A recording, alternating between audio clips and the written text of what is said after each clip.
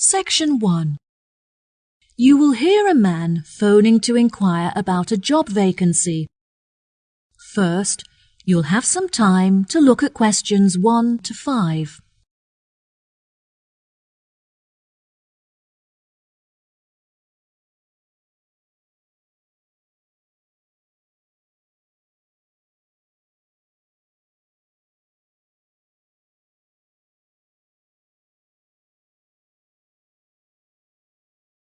You will see there is an example that has been done for you. On this occasion only, the conversation relating to this will be played first. Good afternoon, Palm Resort. Good afternoon. I am ringing about the job I understand you have vacant. Oh, yes. I'd like to find out some more information if I may. Yes, of course. Can I take your name? It's Freddie Lee. Okay.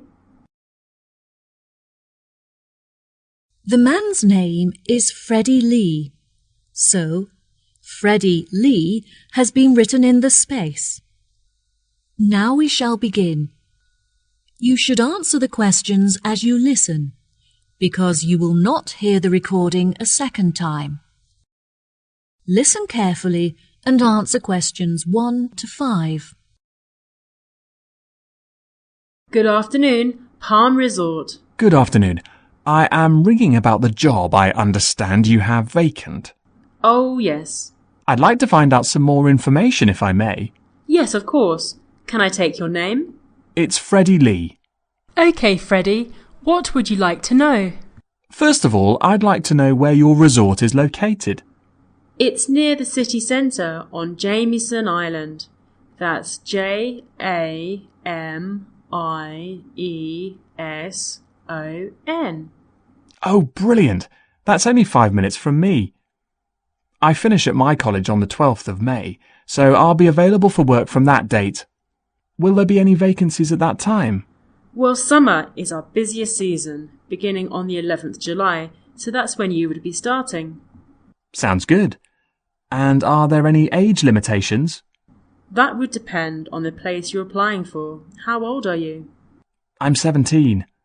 Well, we require our bartenders to be 18 or older, which means you would be working as a waiter. There are 4 vacancies. There were originally 6. However, we have since filled 2 of these. OK, great. Could I ask about the pay? We're offering £5.52 an hour. That's very good. My last job was £4.45 an hour. And can I also ask about what qualities you're looking for, like any particular skills or experience? We don't normally require applicants to have any past experience. However, during the summer season, we have weekly shows in which our waiters are asked to perform. The routines are very simple, so no dancing skills are needed. However, you will need to be able to sing. I have never sung professionally, but I'm keen on it and have been told that I'm talented, so I think this will be a good fit. Are there any other duties that I'd be responsible for? As a waiter, you'll have a few different duties. We offer table service, so you'll have to take food orders from customers and carry the food from the kitchen to their tables. We like to give our customers a relaxed experience, so we'll also need you to supervise and take care of their children. I have a babysitter, so I'm very comfortable doing that. Is there a play area for them in the resort? Unfortunately, there is no facility for children here at the resort, but there is a large playground just down the road.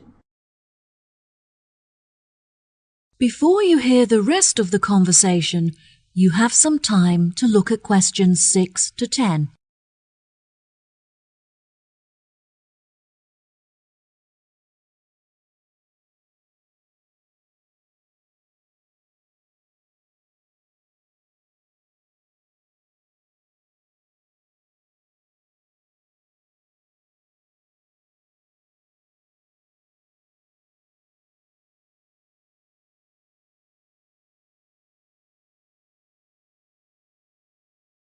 Now listen and answer questions 6 to 10. So I would just walk the children down to the playground each day? No, the road is very busy and the pavements are so narrow that it's unsafe to take the children for walks there. It would be very advantageous if you could drive so that you can safely strap the children into the back seat and transport them back and forth. I'm currently taking driving lessons, so if all goes well, I should have my permit by the time I begin work. We feel it's pretty good, and we also offer some good fringe benefits for our employees. Really? Well, because of the difficulties of getting public transport, if you're working after 10 o'clock, we drive you home. OK, that sounds fine. Do you have a staff room where I would be able to eat my packed lunches? All of our employees eat in the dining hall once our customers have finished eating their lunch. We like to make sure that our employees are well nourished, so we would provide you with a meal every lunchtime. There is no need to bring in a packed lunch. Wow, that's good to know. I think that's all of the information that I needed. I'll be sure to post my application to you later today. OK, sure. Once we have looked over your application, we may ask you to come for an interview. We normally hold our interviews on Fridays. However, the manager is taking a long weekend this week, so the interview would be on Thursday. Is that OK for you? That's good for me. Fine. 10:30 a.m? Yes, fine. Would 10 o'clock be OK? Perfect. And could you bring along a reference letter from your employer? Yes, that's fine. No problem. Could you tell me what else I have to do? Well, you need to come into the desk and fill out some forms. We need a document for ID, so a bank statement would be fine. I've got that. And what else? Well, you need to bring a photo with you. Having said that, it would be also a good idea for you to attach it to your application. This will help us to distinguish your application from the others. OK, no problem. I have a couple of spares from when I renewed my passport. Good. We look forward to seeing you. OK, thank you so much. You've been very helpful. No problem. Goodbye. That is the end of section 1. You now have half a minute to check your answers.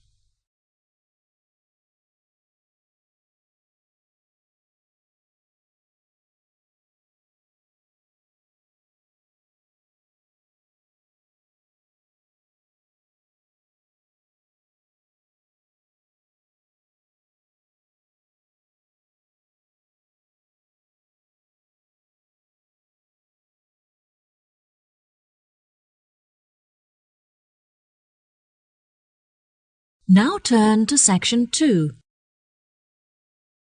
Section 2.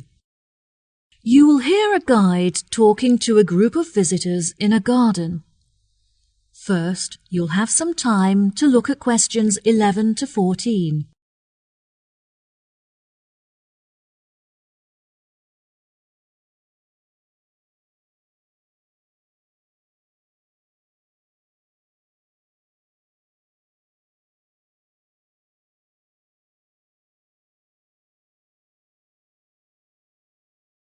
Now listen carefully and answer questions 11 to 14. Hello, welcome to Pine Garden. My name is Manuel, and I'd like to tell you a few things about our establishment before you all wander off and begin your exploration of the grounds. I know you're keen to begin, so I'll try to keep this short. First of all, I'd like to explain what you can do with your ticket. If you want to be closer to nature, you could visit our planting area. In that area, visitors can plant small flowers and bulbs that will grow and become part of the garden. The planting activity is completely free. However, if you have sensitive hands, you'll need to purchase garden gloves to protect your skin. Here at Pine Garden, we sell a number of wooden goods carved from trees that have been felled in our very own pine forest. If you feel like getting involved and having a go yourself, you can join one of our bush timbering lessons free of charge, where you'll be able to make your own keyring under the supervision of a skilled craftsman. The most popular attraction in the garden is our aviary, where you can observe a whole range of bird species. Entry to this section is free, but you have to pay a small supplement in order to enter the hummingbird section. Also, the insect hut not far from it may arouse your interest. There you can find some interesting insects such as butterflies, pocket ladybugs, dragonflies and so on. And there's no extra charge for that. Unfortunately, there are some areas that are temporarily off limits to visitors today. For example, the gift shop that closed earlier this year and won't be open for another month or so. As I mentioned before, however, you're free to visit our restaurant for food and snacks, and if you're looking to purchase a gift, why not buy that special someone a potted bush or orchid from our plant care centre? And our new treetop cafe is under construction, which will be very impressive when it's finished. In fact, the model town's already opened ahead of schedule, and it's attracting a lot of people. Now, our tourist office is normally available to provide tourists with a variety of help. However, the officer is sick at home today. Please do not let this discourage you from visiting these, as they provide quite an experience. Before you hear the rest of the talk, you'll have some time to look at questions 15 to 20.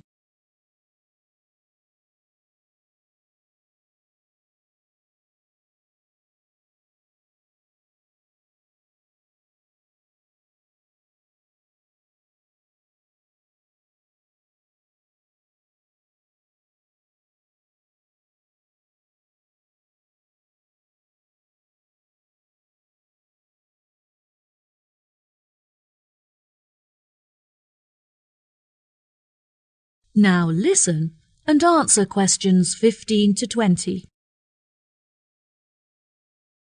I also would like to introduce you to our plant specialists, who are responsible for the wonderful plant displays here at Pine Garden.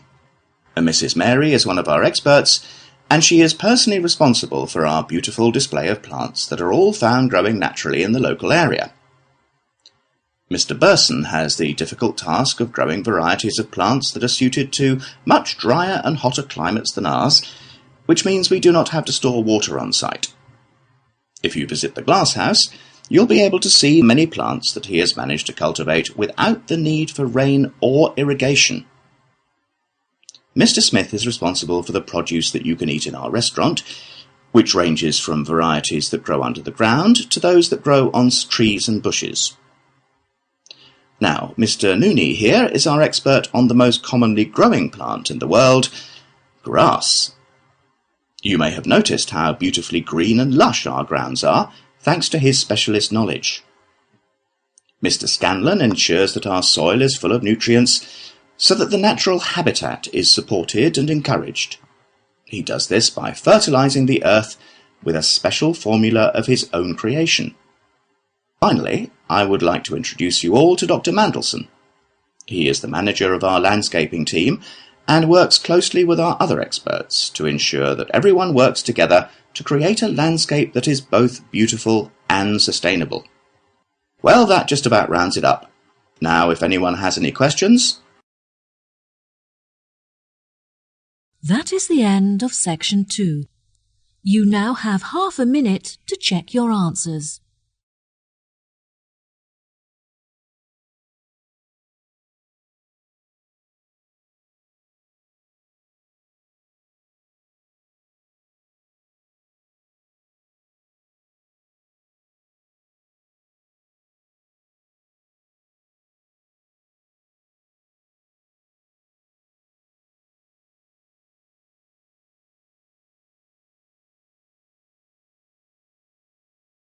Now turn to section 3. Section 3. You will hear Sally and Mike, 2 students, and their professor talking about their classwork. First, you have some time to look at questions 21 to 26.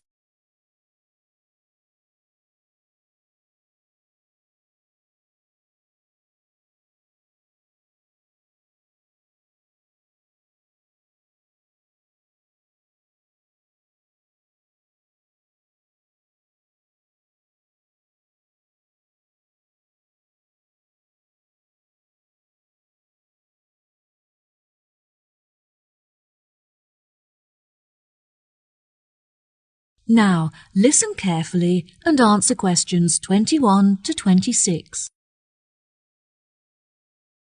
Hello, Sally and Mike. Hello, Professor. Welcome to the third meeting of our after-school club, where we discuss topics from the syllabus in order to help you to understand your classwork better. Now, I hope that you've read the notes I gave you last week on the ancient African traditions, as this will be the focus of our discussion today. Who can tell me how they were able to recognize different stars? Did they measure the distance between them? No, Sally, I'm afraid that's incorrect. Mike, do you know the answer?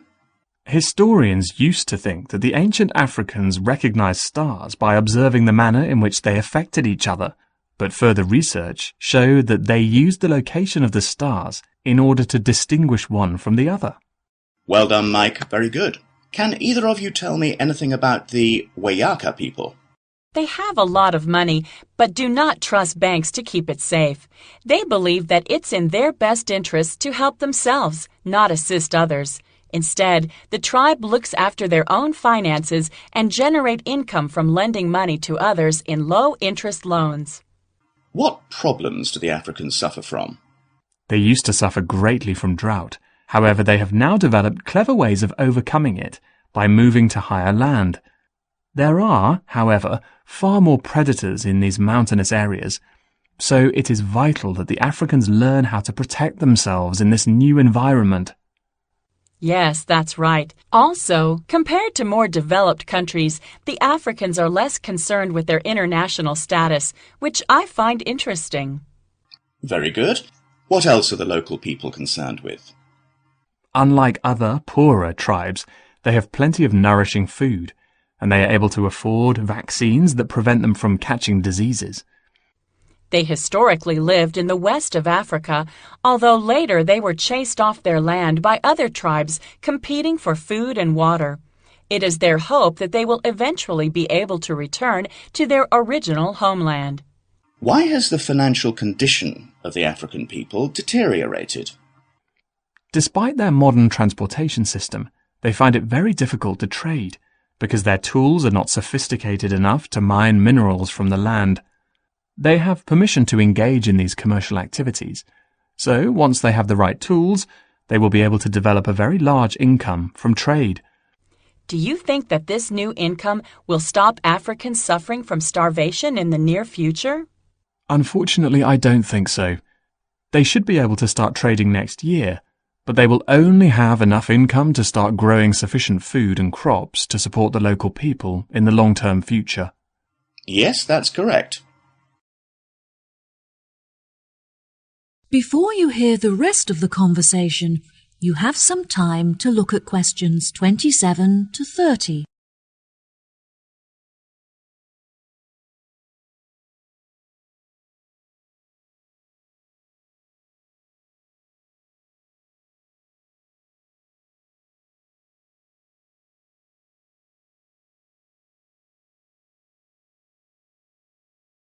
Now, listen and answer questions 27 to 30. There are many charities from developed countries that are helping to ship food to African countries in order to feed the starving. Unfortunately, it is difficult to transport a lot of food to the right places, but Africans are very good at sharing and making sure that everyone gets something to eat. African governments are also starting to pay more attention to the needs of their people. They have been directing a lot of money to help build schools in the more impoverished villages as a part of their new education plan, which is fantastic. This means that, hopefully, all African children will be able to attend school daily without having to walk long distances. Yes, absolutely. Do you remember any other information from your class notes?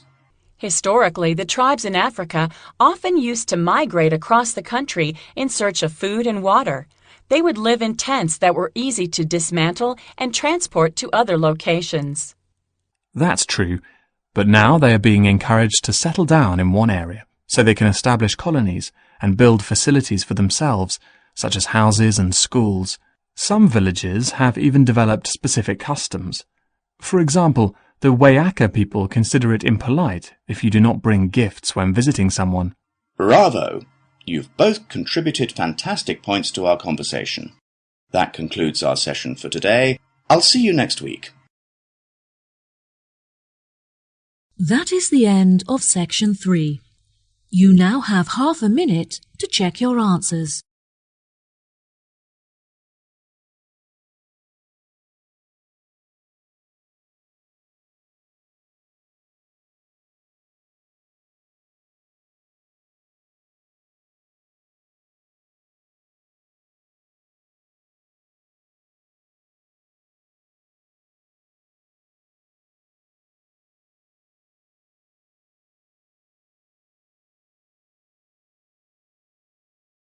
Now turn to section 4. Section 4. You will hear a talk on the research of the sensory systems of different species. First, you have some time to look at questions 31 to 40.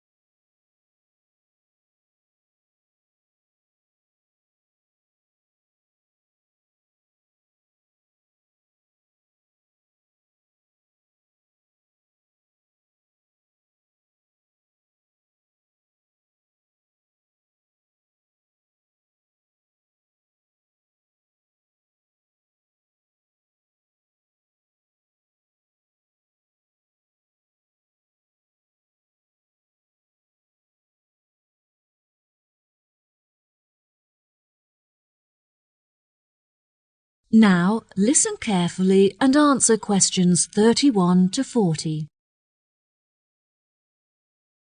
Good day, ladies and gentlemen. Welcome to the second lecture in our series on animal senses. Today I'll be comparing the sensory systems of different species and discussing how these senses enable them to explore their environment. When it comes to the sense of smell, you may think that human beings have powerful and well-evolved sensory systems. However, some animals have a sense of smell that is far more powerful than ours. Dogs, for example, have a sense of smell that is 40 times greater than a human's and can distinguish 220 kinds of smell. Some animals can even smell odours that are undetectable by the human nose, such as carbon dioxide. There are also animals that have a relatively weak sense of smell. For example, there are species of beetles that can recognise the odours of certain plants but not others. The bee is an interesting example to examine in reference to smell because they experience this sense via their antennae. Bumblebees have stings, but it's rare that they actually use this weapon. When a bee feels threatened, it will use its legs to signal and warn others about the threat before it stings. This is called a signalling posture and involves the bee lifting its two back legs into the air. Within any hive, there is a hierarchy with the queen bee at the top. The queen bee is able to control the colony by monitoring its movement through her feet. The queen bee is the only reproductive female in the entire colony, and she is also able to sting multiple times, unlike the worker bees that will die if they sting. In the insect world, scent can also be used to facilitate mating, as females decide whether or not to mate with a male, depending on the quality of his scent. One such example of this is the female butterfly, who will only mate with the male butterfly that produces the strongest pheromones. This is how the species ensures that only the best genes are perpetuated in order to create the strongest offspring. Next, we move on to the hearing sense of beetles. Interestingly, beetles do not have ears, but instead use their feet to detect vibrations caused by sound. This is particularly useful when searching for food among the trees in which they live, as they are able to detect the location and movement of their prey by monitoring vibrations in the woodlands. The final sense that we'll be looking at today is sight. Snakes are a particularly interesting case study, as they do not see shapes and colours as humans do, but instead hunt their prey by detecting the heat radiating from their mouths. This makes them incredibly effective predators, as they are able to zero in on their prey very quickly and efficiently. From a distance, a snake is able to locate the heat radiating from a mouse, for example, and upon moving closer will be able to determine its body shape. This can help prevent the snake from attempting to attack prey that is too large for it. Once a snake has killed and eaten its prey, it goes into a state of hibernation, whereby all of its energy is directed towards digesting the food stored in its stomach. Depending on the size of the snake and its prey, this hibernation can last from hours to days. Once fully fed, a large snake will not need to eat again for the next couple of weeks. During the breeding season, however, female snakes will feed more frequently. The heat detection of a snake is very complex and can be even more effective than the vision of a human. It not only uses heat to determine the location of its prey, but before it commits to hunt, it will also use the heat to calculate how much distance it has to travel in order to reach it. This prevents the snake from wasting energy hunting prey that is too far away to catch. That is the end of section 4. You now have half a minute to check your answers.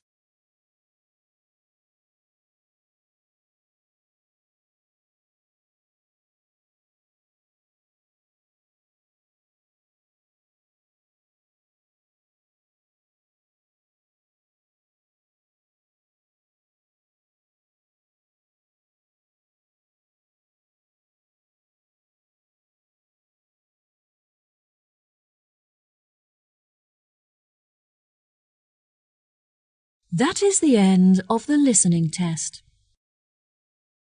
In the IELTS test, you will now have 10 minutes to transfer your answers to the answer sheet.